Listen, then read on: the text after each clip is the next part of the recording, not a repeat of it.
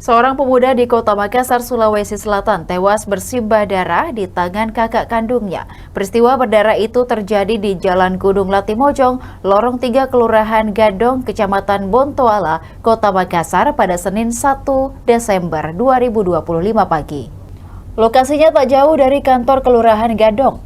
Korban bernama Ayub Haryansyah, adik dari pelaku yang bernama Ardi. Ardi kakak sulung, sementara Ayub adalah anak kedua dari 3 bersaudara. Ayub tewas usai diserang sang kakak menggunakan senjata tajam.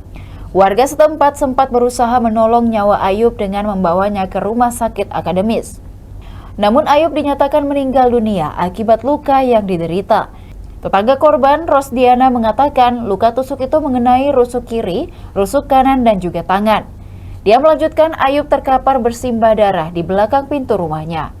Sebelum mendapati Ayub terkapar, dirinya melihat korban dikejar kakaknya Ardi membawa sebilah pisau berukuran cukup panjang. Kapolsek Bontoala Kompol Andi Aris Abu Bakar yang ditemui di kantornya mengaku telah membentuk tim untuk memburu pelaku. Demikian Tribun Timur Hot News kali ini. Saksikan berita menarik lainnya hanya di kanal YouTube dan Facebook Tribun Timur. Download Tribun X sekarang, menghadirkan lokal menjadi Indonesia.